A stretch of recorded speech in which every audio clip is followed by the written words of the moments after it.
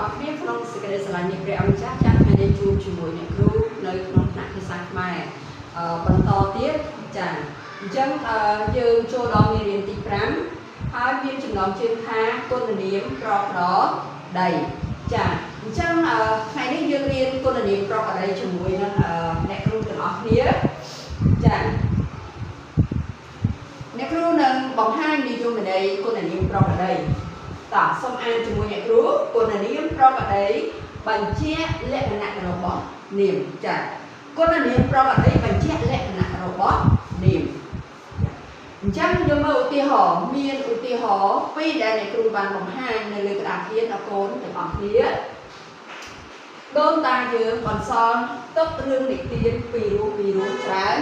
ណាស់ទី2រឿងទាំងនោះបង្កប់ការអប់រំល្អចាយើងដឹងហើយថាគុណនាមបើយើងនិយាយពីគុណនាមចាគុណនាមវាតែងតែស្ថិតនៅខាងស្ដាំញឹមជានិច្ចមែនទេចាអញ្ចឹងយើងមើលនិយមន័យគុណនាមរបស់យើងណែគុណនាមប្រកបដោយបញ្ជាក់លក្ខណៈរបស់នាមបញ្ជាក់លក្ខណៈរបស់នាមហ្នឹងវាយ៉ាងម៉េចវាមានលក្ខណៈយ៉ាងម៉េចចាអញ្ចឹងយើងមើលគុណនាមដែលនៅក្នុងល្បែងណាយើងរកដូនតាយើងបន្សល់ទុករឿងនិទានពីរោះច្រើនណាស់អញ្ចឹងរឿងនិទានជាអីគេ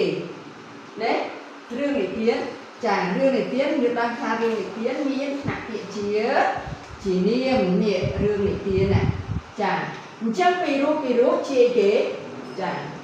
ពីរោះនេះជាអីគេចាពីរោះនេះគឺជា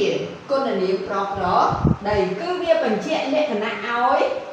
នាមនេះបញ្ជាក់លក្ខណៈឲ្យនាមរឿងនិទានហ្នឹងវាមិនវាពីរោះអត់វាពីរោះឬមួយក៏រឿងនិទានហ្នឹងវាបង្កប់ការអប់រំល្អរឿងនិទានហ្នឹងមិនមានការអប់រំទេចាបញ្ជាក់លក្ខណៈឲ្យរឿងនិទានចាទី2រឿងទាំងនោះបង្កប់ការអប់រំល្អចាឥឡូវយើងក៏លេខមើលចាបង្កប់ការអប់រំល្អអញ្ចឹងការអប់រំនេះការអប់រំអញ្ចឹងការអប់រំនេះជានាមអញ្ចឹងចាការអប់រំជានាមអញ្ចឹងពាក្យថាល្អចាពាក្យថាល្អជាគុណនាមប្រកបដីអញ្ចឹងល្អនេះគឺបញ្ជាក់លក្ខណៈឲ្យការអប់រំអញ្ចឹងការអប់រំល្អបញ្ជាក់លក្ខណៈឲ្យការអប់រំណាតើនេះបងចាអញ្ចឹងយើងឃើញដូចជា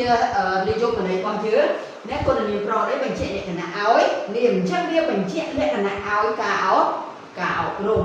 ណាខាងលើពីរោះបញ្ជាក់លក្ខណៈឲ្យរឿងនិទានអញ្ចឹងយើងមើលពាក្យពីរោះបញ្ជាក់លក្ខណៈរបស់នាមរឿងនិទានពាក្យល្អបញ្ជាក់លក្ខណៈរបស់នាមការអប់រំចាអញ្ចឹងនេះគ្រូបានសរសេរនៅលើក្តារខៀននេះទាំងការនិយាយទាំងការសរសេរនេះគ្រូសង្ឃឹមថានៅពេលដែលជួបមេរៀនលើក្រោយតកតងទៅនឹងគុណនាមប្រកបដីនេះគ្រូសង្ឃឹមថាកូនទាំងអស់គ្នានឹងចេះហើយនឹងអាចរកបានចាហើយសូមព្រះប្រទានពរដល់គ្រប់គ្នាដែលបានមករៀននៅទីនេះហើយនៅពេលកូនទៅផ្ទះវិញសូមព្រះអង្គគង់នៅជាមួយកូនទាំងអស់គ្នាដែលគ្រូសូមជម្រាបលា